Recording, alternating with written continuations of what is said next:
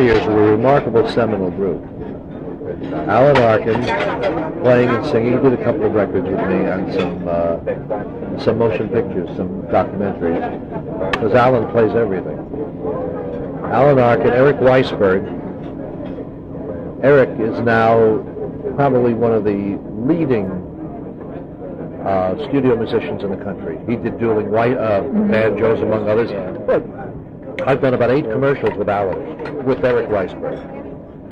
And there's a charming quality about him. There's a laid-back and he's one of the greatest musicians the country knows.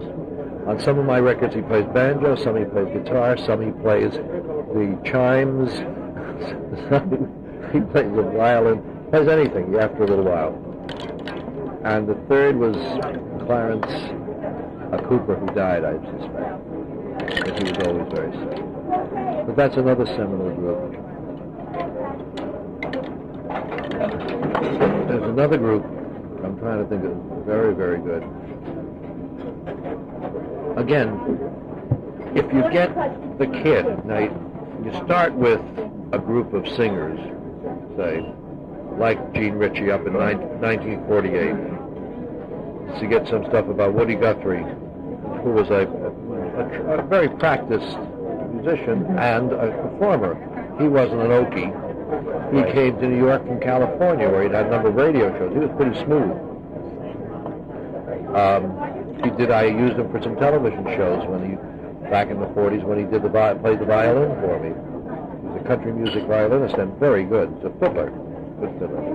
Woody, Gene, who else was back in those days? If you want to go back further, it's Woody, Josh Wright. The big ones were Sandberg. I think George Pickow has photographs of Gene with Sandberg, you see, because they went out there. He never took a picture of me, though, right? Let me start. Right at the beginning, you had all over this country, always, festivals, performers, family singers. Among the family, Gene Ritchie's family is one of the best known of the old singing family of the Cumberland, the Ritchies, from the 17th century. Then the popularizers started coming into the city. There was Red Belly, brought up by the Lomaxes, act as their chauffeur. They would teach him songs so he could play the guitar and sing. When they were doing an exhibition of songs, Red Belly would sing the samples, so they wouldn't have to depend on these old records that they were making. Woody, of course, had come in just before World War II. I met him in 1939. There was a big march on Washington by the what they call the ASU, the American Student Union, which was largely a left-wing, in fact, heavy communist group. And I went along on the bus ride. I paid for it. Paid for by the newspaper at Brooklyn College, where I got in under what they call open admissions at that time. And when I got back, I heard a song about the situation. It was called "Why Do You Stand There in the Rain?" Because what happened was we stood on the White House lawn and they wheeled FDR out. He didn't march out, walk out and get clicked into position. He was wheeled out. Nobody in the country ever saw him wheeled anyplace. Right. They wheeled him out on the porch with Mrs. Roosevelt next to him. She was the one who made him come out. And he told that group, it started to rain, and he said, "You people, you don't know what it is that you're talking about. You come here shouting about it." I'll show you any coffee or nothing. No, I would like some more water. You come out talking about peace and jobs and women's rights and black rights and all that. You don't know what you're talking about. He said, "You're too far from the center of government." He says, "Study more, grow up in New York." Well, that isn't what they wanted to hear. Then he was wheeled back in again, and Mrs. Roosevelt felt very bad about it. Now, when I got back, someone said, "Hey, how do you like this song?" My friend Leo Bogart. I went, "Why do you stand there in the rain? Why do you stand there in the rain? These are strange carryings on the White House Capitol lawn. Tell me, why do you stand there in the rain? Pardon me, am I bothering you? Oh, that's good.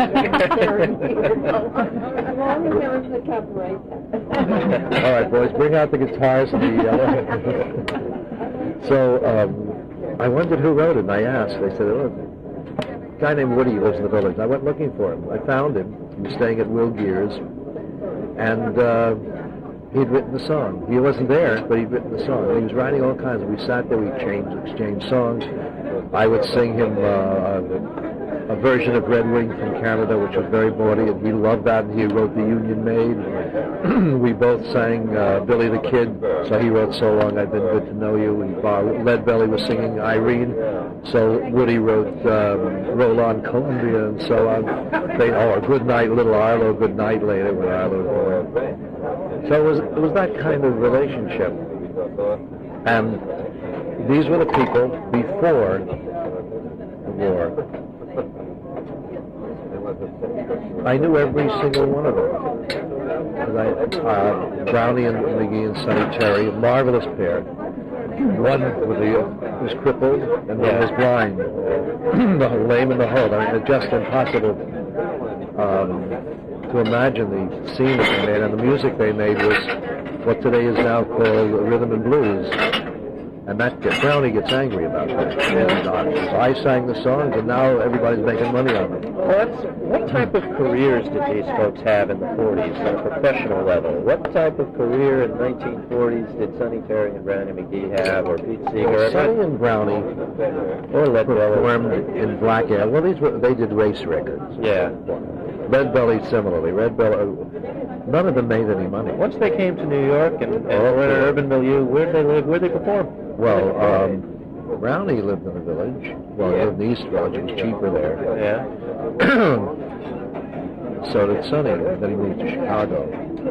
But they would work in Chicago and do the clubs. Like, I went up to the 20 Grand and performed up there, and they were always there. Red Belly would do left-wing organizations. There was a lot of left-wing performance, and they supported most of us. Did they pay him? $5, $10. Josh would get $25. He was a star. He was a star. Well, Josh White was the first major black star. He recorded, I think before the war, a song called One Meatball. Little man went up and down to find an eating place in town.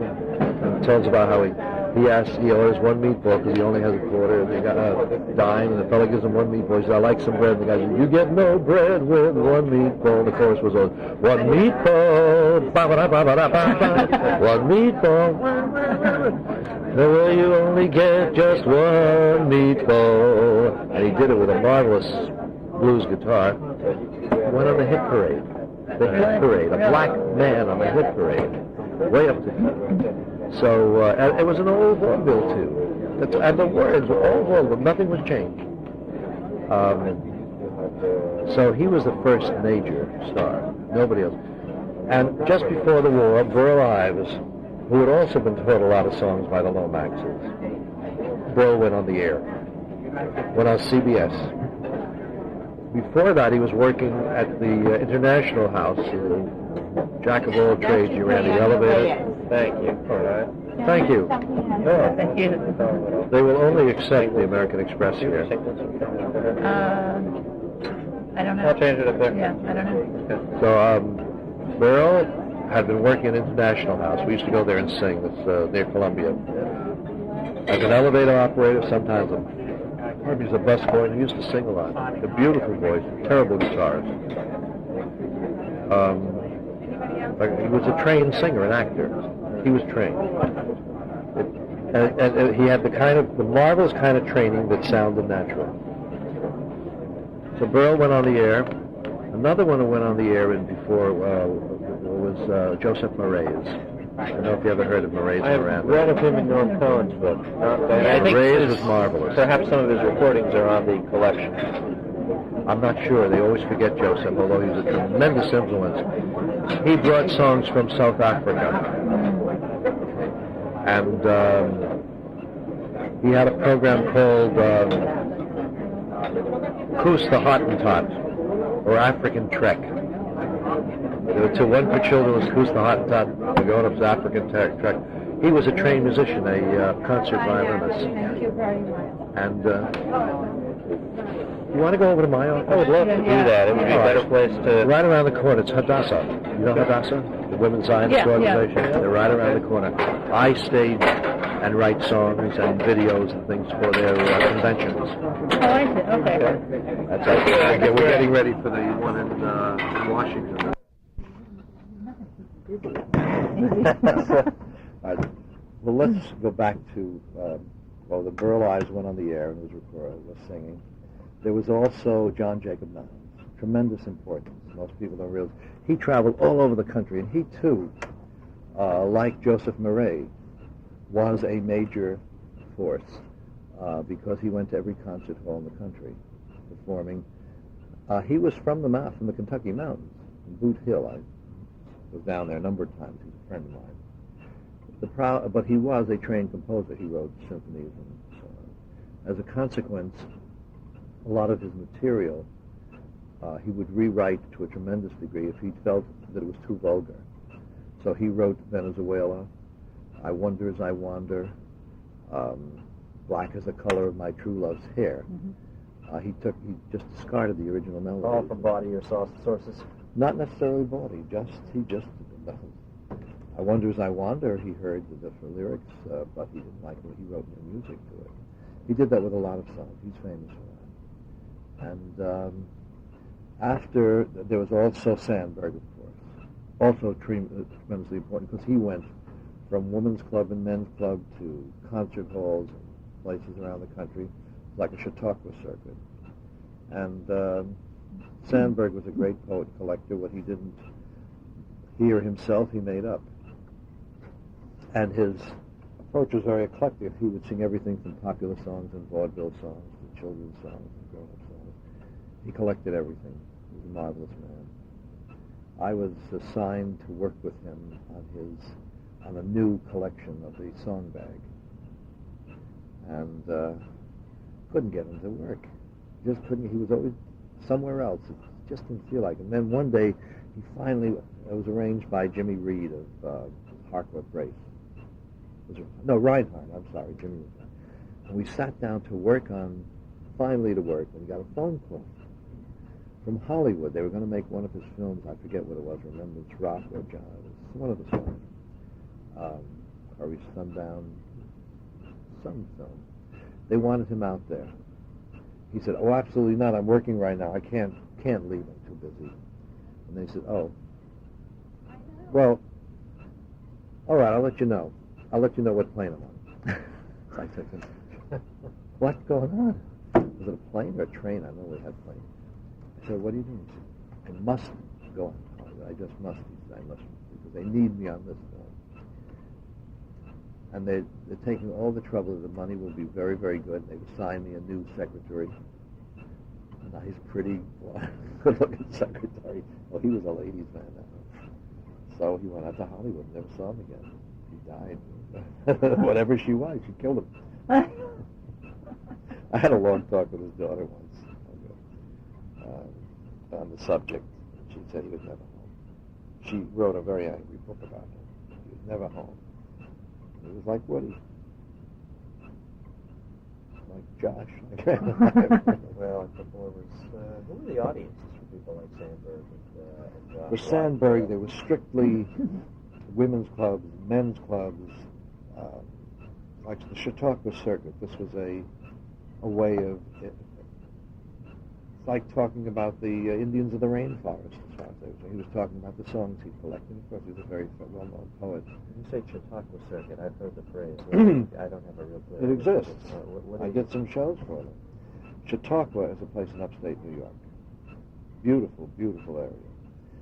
And at first they would have some of William Jennings Bryan or people like that would make speeches, would give lectures or talk on a rostrum, and they have about 200, 400, 600 people, and they pay them. And then they would make up lists of some of their speakers and send them around, and the speakers would make the circuit from one state, from a town hall here, to a town hall there, to an arts center there, and so on, all around the country. This was the 20s and 30s. What was the organizing principle or group? What was Just the connection between the places? There was no connection. They were all separate people. The only connection was that it was a Chautauqua circuit, and you had Chautauqua performers.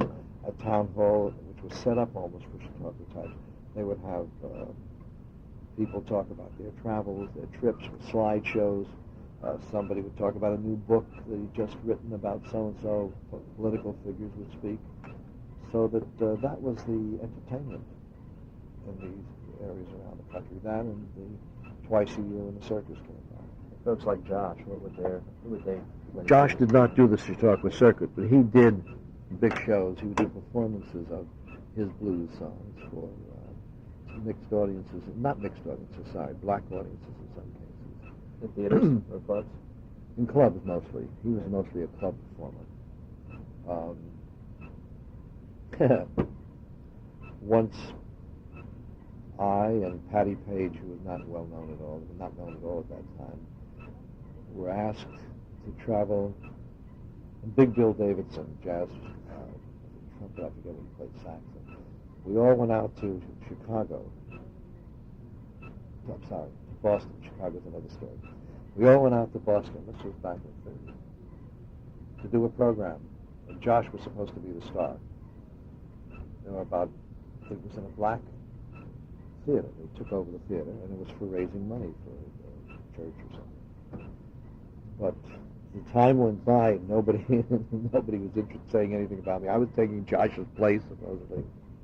I said, listen, they're not going to accept me. This was done by some of the people. I said, they're not going to accept me instead of Josh White. Josh was a star. Nobody's going to me. Well, you'll be all right.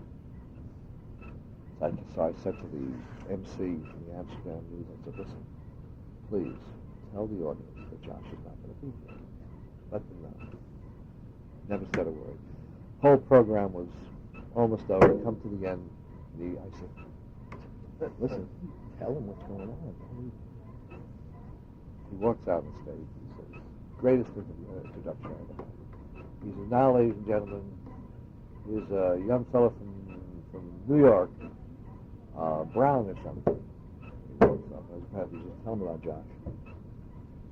I walked on. I walked on stage. I looked at this audience, wondering what was going on. They were still waiting for Josh White. I said, a couple of weeks ago, no, this was the primary, this was in 46, it had to be 46. I said a couple of weeks ago, I did a program in Chicago where Burl Ives was the star. I said, unfortunately, Burl was quite ill. When I went out there to play other audience, did not want to hear. They didn't want to hear my music, they didn't want to hear me, they didn't want to know anything. I have songs I like to sing. I thought I might share them, but they didn't want to hear them. They wanted Burl Ives. I said, well, 2 weeks ago I wasn't Burl Ives. Tonight I'm not Josh White. And what was the reception? The reception at first was stunned, and then some guys started laughing. They started applauding. And they let me sing for 15 to 20 minutes without saying a word. Just they applauded. It was very nice. But we did a lot of left-wing programs. If you read, have you ever seen the Blacklisting book? What the hell is the name of that? It was put out by Counterattack. Oh, okay. Red Channels. Yeah. Well, have you ever seen it? No. Oh, you ought to get it. You haven't read it. You'll see Bob Burl's in it, and Pete Seeger, and Josh White, and Woody Guthrie, and me. Who else is in there? I guess we were the only ones they noticed. We were the only ones of some importance at that time. All the others had not made it yet. So was Leonard Bernstein in there, and Jerome Robbins, and lots of very good people. Hollywood people were in it as well. The Garson Kanin was in it. He at that time was writing in Hollywood. But, no. Well, I wanted to know about the hoots that the almanacs used to have, the village parties. Well, that was, the almanac singers didn't have hoot bands. The almanac singers traveled around the country and did labor union programs, Grange programs. They were a funny bunch. They were a pickup group, basically, Woody and Pete and Lee. were three basics, although Woody would disappear for a while. Lee would be sick. He was always having problems. Millard Lampell was one of them. There's a whole list. There's Cunningham, Butch Hawes. There was another fellow, now, I forget his name, but I've met him a few times. You'll probably find us in one of these. Well, they would perform anywhere. But mostly left-wing, progressive, union, and so on. They were all one word in those days. You read the Seeger biography, and they talk about people coming over to the Almanac House a lot to perform there and make contributions. Well, not so much to perform, to listen, to join the choruses. Because the Almanacs made a whole bunch of records. I think Mill Gabler was running at that time in history of the place. Billy Crystal's father, John Crystal, ran the place for him. Is that right? Yeah, Billy was brought up in that place. He tells you the stories about his father saying to anybody who came by, "We're closed. God damn it, you bastard!" It's one of his routines. Well, that was the place he ran, and they recorded. Everybody would come. Burlwood came down to one of them. I was in the chorus, and one of them. But basically, it was Lee, Woody, Millard, and Josh. Not Josh. I'm sorry. Josh White was there too, and a couple of them. Everybody would come down. So it was kind of a passing through. We didn't even know everybody. Was it being in their home or in their apartment? Apartment. Yeah. Apartment. Almanac House. It was a kind of an apartment house. And it didn't mean anything. It was just a place where people sang. And later it became a historic. It's legendary now because it's a long time ago. It was very seminal. Similarly, after the Almanacs, we started meeting at Toshio or Mr. Odo's house after the war. The war really scattered everybody. Not really so much Lee, but Pete went into the army after a while, and went out to the Marianas. I have a couple of notes, letters. Woody and Cisco Houston went on board some freighters around the north, sunk twice. In those days, see, they were sinking all along the seaboard. There were hundreds of Liberty ships sunk off the coast. People don't know that. We kept our lights out all night. No lights on at night, and yet they were sinking ships up. They kept it quiet during the war, and I guess it never was picked up afterwards. That's a story to tell of the guys who were sunk within sight of land by, there were submarines patrolled the coast continually. A couple of them landed people at one point. There were about 12 people were landed to perform guerrilla warfare here in saboteurs. But they were taken as spies. I believe they were shot. Yeah, it was a lot of fun. And during the war, there weren't so. There may have been, but I was in the army for 3 years. Once in a while, even in the army, I got to meet some of the people here. I remember when Josh came through for induction. I was section chief of the psychologists. So we left. But, at that point, I had Josh through and a couple of the others. So it was nice. They had a friend in the business. Remember when Josh came through? He looked terrible. He says, "Oscar died. Had ulcers, very bad ulcers. He also had psoriasis." Josh was always sick. So I grabbed him by the arm and I said to I'm going through the line. You stay here. He asked for me when we got there, so we went through. I dragged him through everything there. He was rejected, of course. Ulcers, psoriasis, all kinds of stuff. He was rejected. I grabbed him. I took him. I had a place nearby. I was on what they call quarters and rations. I took him and I fed him. And I filled him with food. Later, I used to travel with him as the white boy who would get him the sandwiches, the food that he couldn't buy. In those days, you couldn't. He can go up. Did the same with Leadbelly. I used to travel with Leadbelly a lot. My mother didn't like it because she said she couldn't understand a word he said. But it was funny. So there was always a kind of people would come into the city. And when I started my radio show, I wasn't the first. Dyer Bennett had performed for a while. Lead Belly was right down the, he was in Studio B while I was in Studio C. Who was producing him? Was that, Nobody produced us. he just, No. They just gave you They airtime? gave us the mic. We didn't get paid. You know, I haven't been paid to this day. I've been at 47 years. They pay, the new people who got on, they pay. Oscar Brown. Yeah.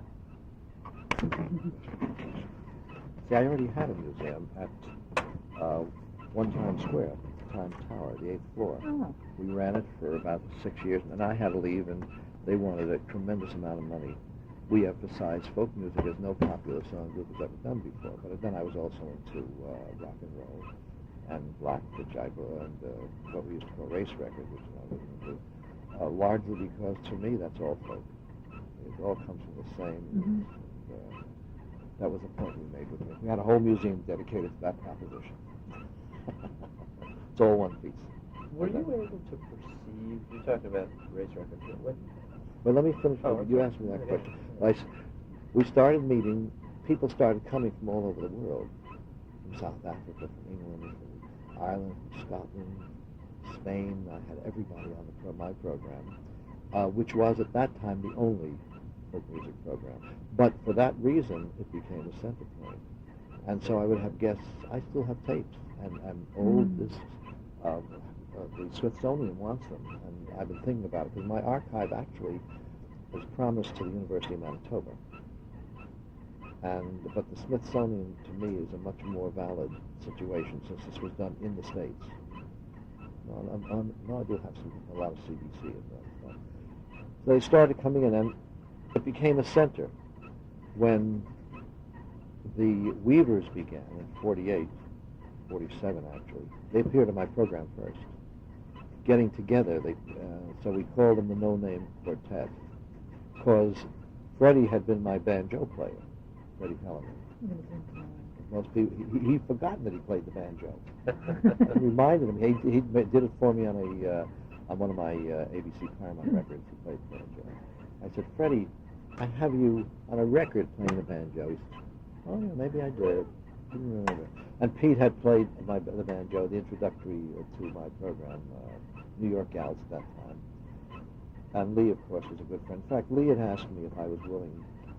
We were doing a thing, Testimonial Pete, which is what got me into Red Channels in the first place, because they warned me to stay away from Pete Seeger, who's one of my best friends. He said, Lee sat me down. He said, listen, Oscar, I want to start a group like the Almanac Singers, but with discipline. Now, I immediately shied off. To me, discipline from Lee meant the Communist Party discipline. And I said, no, you don't want me. I'm a soloist. I said, I've never sung in a group. Never really. Never successfully anyway. I said, why don't you ask Pete? He says, Pete doesn't want me. You know, Pete, he said, he does his solos and he's happy. This is too much work. He finally got Pete to agree, explaining to him that it was important to the labor movement and the left-wing movement. And Freddie, of course, who at that time, Freddie was playing a banjo and guitar. And Ronnie Gilbert, Ronnie was just a kid who was working at, I think it was NBC as a page, or secretary page, doing all the stuff to work her way up. Beautiful brassy voice, and we used to sing together. So I brought them on my program. It was a funny bit because, well, that's not what you're asking. I'll tell you about that some other time if you're interested. But the whole point was that it began to coalesce around New York. There was Chicago, there was a Gator Horn out there, and the Old Town School. George and Jerry Armstrong were involved there, later Bobby Gibson and others. But the Old Town School with Rebeck and Grossman was putting in, I was there a number of times, performing there. In Philadelphia, there was Tossier and a whole bunch of people who had begun to coalesce around. And I know Gene, in 47, about 48, Gene Ritchie came down. We went down to do a concert in Philadelphia, and they said, sit in the back there, we're going to have some fun. And one by one, kids came and sang. One after another sang our songs that we were known for. I'd already done my Bawdy Song series in my early Crazy records, so they were all singing these songs, and Gene and I had to sit there and listen to these dulcimers and these guitars. But there were, I mean, for people to think that folk music suddenly began in 1950 and 60 is a joke. America has always been a center of folk music, not only pop music, but all over this country. And while the popularization began in the big cities, of course they had to. You can't get popular in small towns. Nevertheless, at that point, at that moment, while Jean was singing in New York, her sisters were singing in Viper, Kentucky. While I was singing in Manhattan, or in California when I went to Cuba, the rest of my family was singing in little places in Canada and not getting paid for it, just singing. That happens all over the country. Woody's family was singing, so we were popularizing, but we weren't solos. We were not just single voices crying in the wilderness. That hasn't happened since they delivered his head on a charger. And then, 1948, when the Lead Belly died, was 48, end of 49, we had a big memorial.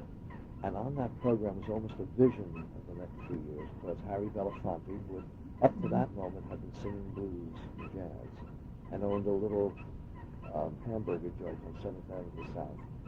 Harry appeared on my show, and I taught him some songs, and later he gave me the copyrights on those songs, even though they're old songs. Very sweet man. He was on that program. Brown and Sonny, Count Basie was on the program. Gene Ritchie was on the program. Pete Seeger. There was the Weavers were on the program.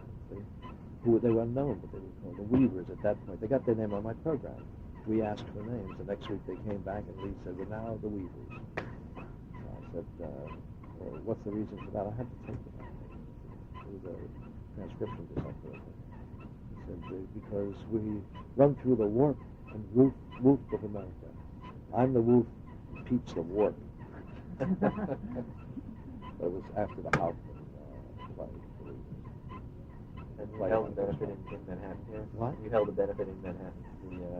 Yeah, that was a town hall. Memorial. At Carnegie or Taunton. It was a Carnegie. Whatever it was, I remember we had Lead Belly's guitar, 12-string, and it was suspended, so it hung over it. And everybody did a couple of songs. Tapes exist in that show? If they existed, it would be Allen, but I have a feeling it didn't, because to make a tape there, they charge $100 or so. And that was a no, who the hell had $100? I didn't have enough money for a $5 transcription disc, so I only did a few of them. Luckily, a fellow named Tony Schwartz, I don't know if you know him. Tony was one of the big film and commercial makers. Tony Schwartz has written a lot of books on the subject. He did the campaign commercial of the little kid picking the daisies. Oh, right, That's right. Tony, yeah. He does a lot of campaigns. Well, Tony at that time was a commercial artist, and however, he bought himself. He had a thing. He'd just been divorced, and he wouldn't leave his apartment. So even though he's being supported by his brother and the commercial artist, he was able to work at home. He bought himself a disc maker. One of these great big things with a stylus and all that. It was the only way you could work in those days.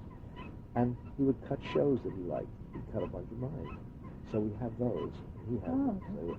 So we have the Weavers and Dyer Bennett and Josh White and Woody. I don't have any of that. Because I didn't have the money to do it. And they started coalescing around the left wing in New York, and in Chicago, and in Boston, and in Philadelphia, and in San Francisco. Not so much on the West Coast, but on this coast a lot. In Chicago, it was a very funny situation. We had two musicians' unions, one black and one white. That was the choice of the black musicians. And New York wasn't like that. And there wasn't too much activity as far as 802 was concerned, because they didn't recognize folk performers. At that time, to get into 802 and the American Federation of Musicians anywhere, you have to be able to read music. I couldn't read music. Most of the people could read music. I knew that. Pete could read. He'd studied music. Gene Ritchie could read. She was a musician. Wait, Gene couldn't read. I mean, Pete could read. Lee could read. Who else could read? Well, of course, Dyer Bennett, who was a trained musician, could read. And now Niles could read. Sandberg could. Like the popular musicians today, most of them can't read. It's all had arrangements and stuff. I mean, if I did a record, if I did one of my big Electra records, which had about 7 musicians on it, including Pete and Mike Seeger and so on, I would say, Pete, give me the banjo that goes, kind of or the drummer, give me a that's the way you do it, and then he'd improve on it to make it really work. That was the way you did an arrangement. That's why I still play with arrangements, still play monotonous, and I did it slowly. And records were very important. Before the war, before World War II, which was really a defining thing, before World War II, Burl had made records for CBS, for Columbia Records. John Jacob Niles had made records for RCA and Sandberg. The Almanacs had made records for, not Charter,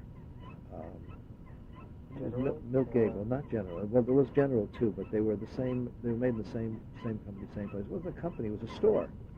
Electra was a store. Jack Holzman and a guy named Rick Holtz, they had a store to sell records, and then they said, "We'll record a few of our own." That's what happened. He was right on Waverly Place. West 4th Street cuts in on 12th Street. Peggy Yarborough, while Glenn was out in the Vietnam War, Peggy worked there. They all came to my house, so that when Bob Dylan came to New York, he ate at my house and slept with Van Ronks. Lafarge stayed at my place, and it was that kind of a mixture of things. And every year I would run a festival at Cooper Union Great Hall, where everybody came, where Arlo did his first performance of Alice's Restaurant, and Ted Ashley, Tom Ashley came up with his guitarist, a fellow named Arthur Watson. That was the first time Doc came north. I have that tape, by the way, where Bill Monroe would come up and sing with Doc later in my house. And I have tapes of that too. The Smithsonian wants desperately. So it began to come together, but it was the recording that did it. The records. Before the war, there were only a few. Oh, there was also the sweetest, nicest man. What the hell was his name? He was a lawyer. Southern name. He recorded an album for RCA, but Andrew Rowan Summers. You ever hear of Andrew Rowan Summers? One of the first ballad albums, a beautiful high tenor voice, singing the songs of Rowan County. He was very, very fine. There were people you've never heard of. Paul Villard, who used to sing at the Village Band, guy with a little sailor's cap. Susan Reed, who was also extremely important. She made records for RCA Victor. She appeared at the Blue Angel and at the Barney Josephson's place. Susan was very important. Long blue for red hair. She learned from Charity Bailey at the Red Schoolhouse. That's what she picked up. And her brother Jerry, a fine singer, died very young. He died right after he appeared on I got him for a television show on CBS called The Antagonists. They were putting folk music. It was exciting to a lot of people, so they were putting shows. So on CBS we did a thing called The Antagonists. Peter Falk played General Grant. Nobody ever heard of him. And Bob Stevens, who played Robert Stevens, played General Lee. And I did the music for both, and I had Jerry Reed on it. And Susie was his sister, and she really was successful, marvelously so. Beautiful Irish voice. She played a little Irish guitar out of tune always and badly, but it made no difference. The picture she made was great. And it began to be pictures, you see, exploitation in relation to the looks, the act. She would sing the same songs all the time, while the rest of us were trying to sing new songs every time, changing. Somewhere around 46 it was, the American Square Dance, run by Margot Mayo, decided they want a party of everybody home from the war. I think it was the Christmas of 45, in fact. And on that program, oh boy, that should have been taped. That was Burl, Bennett, Josh and Tom Glazer, very important, Tom Glazer, Susan Reed, Pete, well, he wasn't there, Brownie and Sonny. I mean, that was a program. We all only did 2 songs. And we were coming together, but we were interested in doing interesting songs, different songs. We still didn't do an act. Then the acts began. With the records, they wanted to hear your best song from off the record. And that, you had to do it the way it was. And it was a little different. The whole form changed. And I'm talking about New York, but it happened in the other places, too, where they made records. Although in those days, you had to come to New York to make records. So in the 1940s, it sounded like, up until 47, no one was making a lot of money. There was no money to be made. No, there was no money. No, you did it because, it's interesting, you just kept doing it. Obviously. well, I made money in other places. You see, I'm a writer and a filmmaker, among other things. And radio and television. I would get, look, while I was doing WNYC in 47 and 48, I was also doing the Kate Smith show on NBC. I was doing the Americana show on NBC with Bill Grauer. I was doing the Draw Me a Laugh, which only lasted 3 weeks. That really shouldn't count. But I was doing radio shows like the Eternal Light. I would sing songs that were appropriate. I would do the Betty Crocker Hour. I would do a thing called Grand Central. I played the part of a country balladeer folk singer, which is not what I am. See, I come from wheat fields, but that I'm too sophisticated to be a country boy. So that's, there was not much money in it. Yeah. Lead Belly was on relief.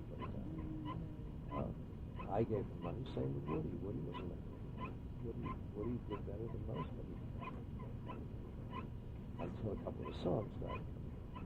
Then it's so long it's been good to know you. A couple of others. Lead Belly never really realized it. There's Good Night Irene and songs like that. Pete always got along. Pete was always in demand. He was a great showman. He was the greatest showman that ever was. Nobody comes near him. But Josh, he kept a house in Brooklyn. There must have been 100 people living there. Aside from his own kids, he had relatives there. His wife's family, marvelous lady. I don't know. Will Geer was acting, but he was also. Earl, of course, went out to Hollywood after he got from the UAH, the American Activities Committee. I'll never forget that night. That's interesting. I mean, that's just so, We're all interested in that period. Yeah. Well, I'm working on a book on that period. Are you? Yeah. Because I was up against it on both sides. I was blacklisted by the Communist Party, and then by the Un-American Activities Committee. Or rather, maybe it was the other way around. Well, I was always blacklisted by somebody, either because of my political songs or because of my bawdy songs or because I didn't follow one line or another. It's always blacklisted. You hung out with a lot of lefties, but why did they find? What did they find to criticize in you from that side? Well, the lefties are one thing; the party liners are another. Yeah. See, to know the party line, you have to know the party line. If you were not in the party or following the party, you didn't know, and I didn't know. So I was always following. And then I did a terrible thing. I must admit, they always suspected me anyway. I remember when I went to that march on Washington, when I was a student yet, on the newspaper, school newspaper. I was my friend Leo Bogart. I don't get the head of Leo. Leo Bogart was director of communications for the advertising industry. He would make the surveys and so on. Still is. Leo and I, he was the editor and I was the writer. Features and policy paper. We went along. We were in a booth over here. The next booth were we didn't know who it was. The guy didn't want to know.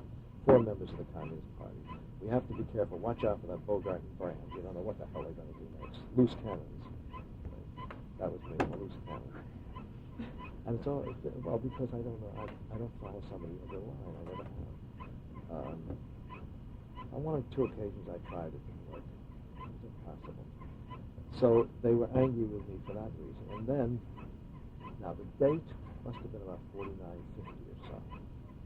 Every year, besides the annual show at concert at Cooper Union, which was during between February 12th and the 22nd, WNYC had a whole American Music Week where composers who are unknown got their stuff played by full orchestras. That was arranged by Herman Newman, a marvelous man who set up the whole classical music setup at WNYC. I would run a 3 or 4 hour radio show, sometimes live, sometimes later taped. But a live thing, free tickets at Cooper Union Great Hall. Those days it had 1,600 seats. Now they only have 1,100. They rebuilt it because it's a landmark. It's where Lincoln made his Cooper Union address. So we would perform on that stage at that point. There was an excitement. And then we go back to the green room with the big pictures of Lincoln and the old furniture and the old rugs. When they redid it for the bicentennial, the absolute idiots, they sold a picture of Lincoln so they could redecorate the room. They put down linoleum and fluorescent lights. Oh. Oh, God. And furniture, which comes from the 21st century. That was their way. Terrible thing they did there. So I would do 2 concerts every year.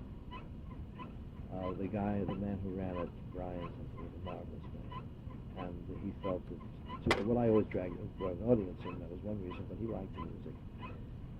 And each concert was on a different subject.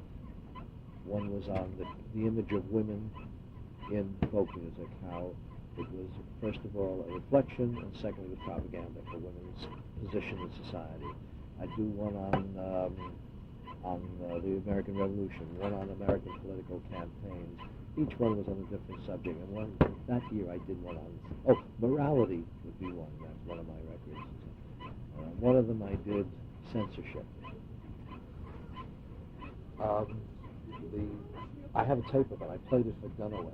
Dunaway, who did a book on Pete. Right. Dunaway came to my house, and he said, I've been looking through all the files. After we were all finished, I told him what I wanted to do about Pete. I met him on the phone. He said, tell me, I've been looking through the files of the House Un-American Activities Committee. I can't find your testimony. I said, what do you mean, my testimony? He says, well, I know where it is. You have a copy of it. I said, well, why wouldn't they have a copy if I testified? He says, I really don't know. I said, did it occur to you that I might not have testified? He says, oh, everybody knows you. I said, no, I didn't. Never did. Never would. I refused. At the risk of my, the risk was it came true when I was in Red Channels. They were not happy about that. He says, of course you testified. I said, he said, everybody said so. I saw it in Rolling Stones. It was Oscar Brand, Josh White, and Burl Ives in front of the committee. Well, I never went in front. Josh did at his request, his agent's request, Mary Chase. And Burl did and gave them a lot of names and everything, killed diabetic. But I never did. I refused. So he said, well, I saw the articles in Sing Out and so on. I said, those articles were based on a lecture that I made in Town Hall. Would you like to hear it? He said, yeah. I said, well, that was taped. I have it on tape. I played it. I gave him a copy of it. I wouldn't do that anymore. I don't like people to have copies and stuff. But it's a tape in which I said, first I began by singing the songs that had been censored on my program. Not censored, because it's different. Had been attacked. I wasn't ever censored. I would sing a song, so-and-so would attack me. This group would attack me. That group would attack me. Everything. I was attacked. Every program I ever did was attacked. 3 weeks ago, I put on a program of Alex Dopkin in Australia, which was lesbian songs. God. I mean, this is today. In those days, you couldn't say hell or damn on a program without getting it, or kick your butt. Oh, forget it, huh? Forget it. I mean, it's ridiculous. You go off the air. I mean, it would just be a... So I did this whole program. So I always did it as an introduction to songs, but I did the introduction of... I'm not going to make my train. I'm not going to make my train. How? So I made this speech, and it was actually not a speech. It was a concert with introductions. And one of the things I said, the thing they jumped on, was I said that you have to be careful about censorship. I said, in this country, the censors are not going to be the left wing. They're not going to be the liberals or the progressives. If censorship is allowed, it's going to come from the right. So I would suggest that if you believe you're against censorship, don't use it. In and I sang a couple of songs. That's, by the way, what the women's movement is saying today Exactly. on the censorship Yeah. question. I think you know that. Because there was a long period where they have a section on against pornography. That's censorship, no matter what they do. And the second thing I said, this was the one that really got me. One was that the left wing was making a mistake in going into censorship because I'm against all of censorship. The second one was, and I sang a whole bunch, Spanish fascist songs, Italian fascist songs. There are some great songs. American fascist songs, the Know Nothings and so on. And I said, I don't know any present-day Russian, I know one Russian anti-communist song, but I learned it here. I said, you won't find any traditional music in Russia that doesn't serve the party's needs. Well, it's not acceptable, because under communism, all art must be at the service of the party. At that time, it was enough to get you thrown out of any left-wing and even progressive group to say something like that. And I was attacked by the Daily Worker blacklisted. You asked me, that's the answer to your question. No, the other side that was just interesting about that time, did anybody know what that would turn into? And the fact that, that went on for several weeks, and into the 60s and into the blacklist. The blacklist? Yeah. The blacklist still exists. Still works. For controversial people. It still works, of course. Did you pay it? I'm sorry. Yeah. I was asking if you paid attention. The way Dunaway takes that incident, and was it Dunaway? He said in a 1951 Cooper Union speech, Oscar Brandt broke with the left-wing folk That music wasn't world. That's the Dunaway. That phraseology. wasn't Dunaway. That was the guy who started it. He was a Russian name. Okay. And it was a University of Chicago Press Yeah, called.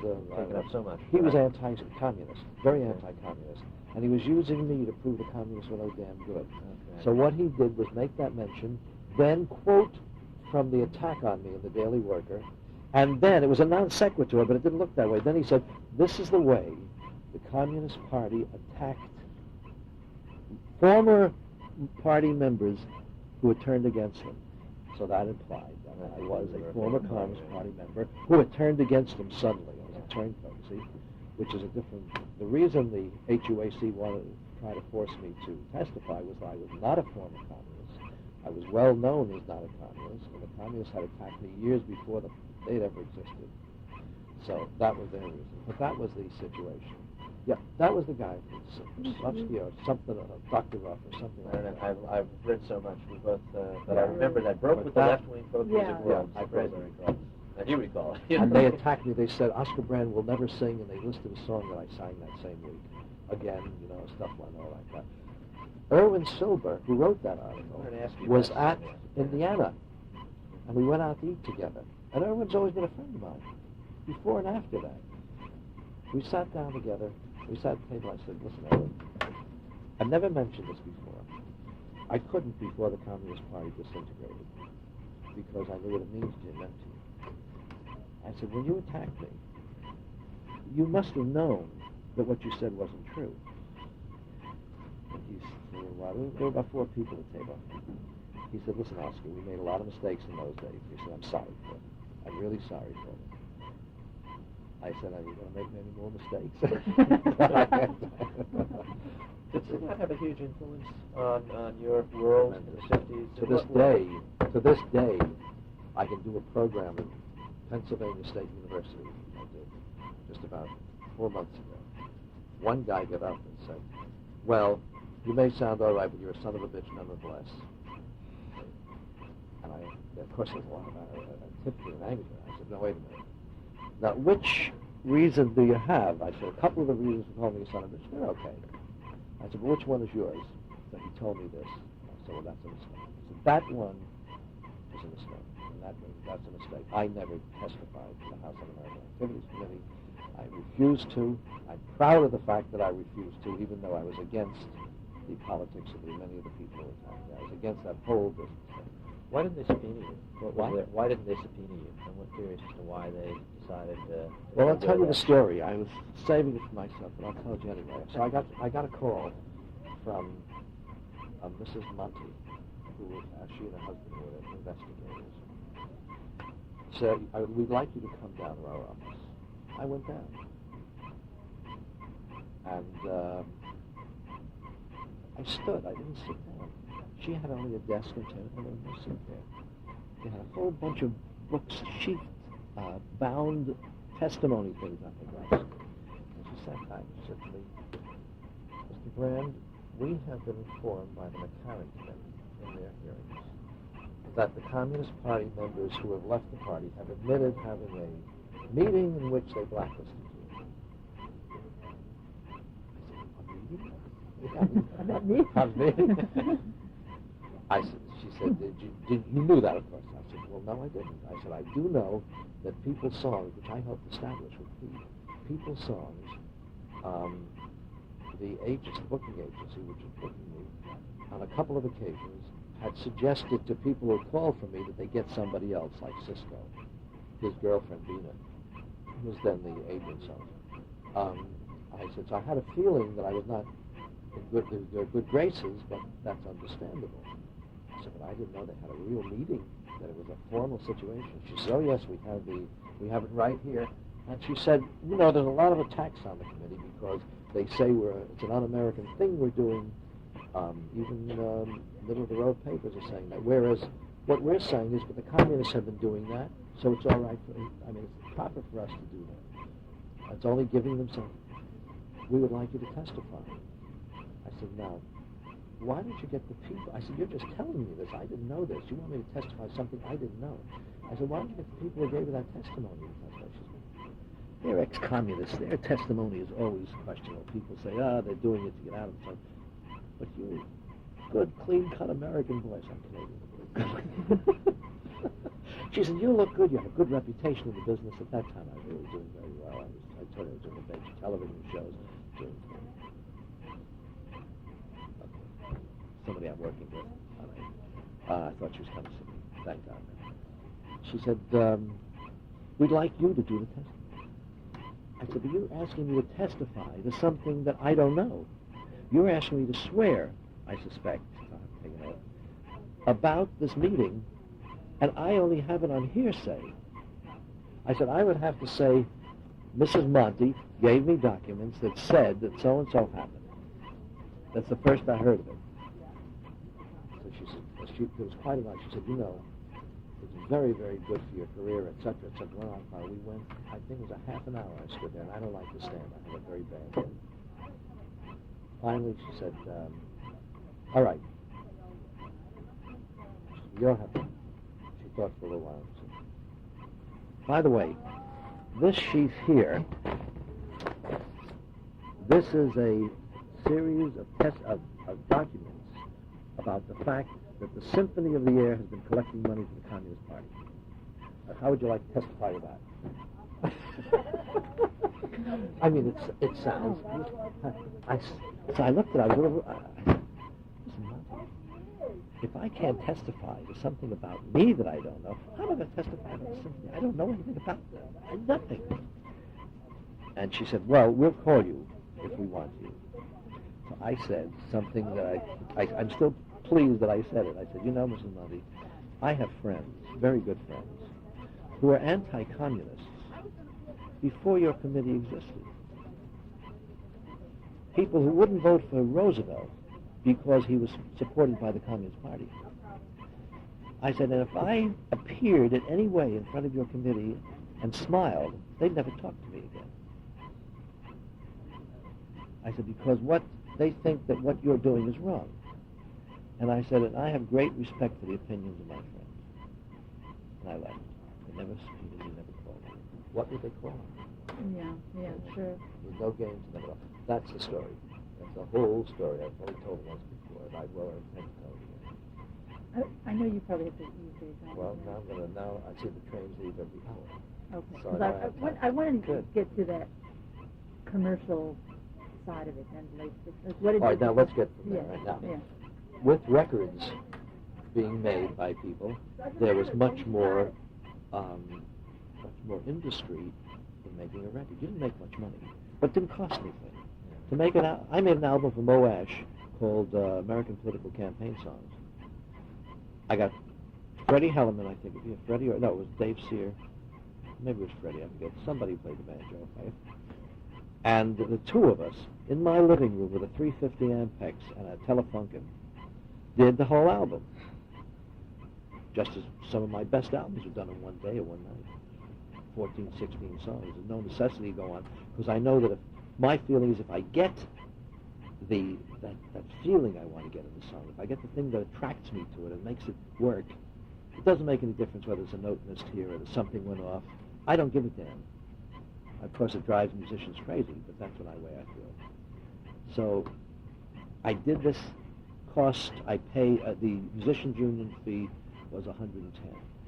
And I gave it to, whether it was Freddie or whoever it was. And I gave the tape to Mo, and that's all it cost him, nothing. Then he made a copy of it, terrible copy, it's still bad. Smithsonian's putting it out now.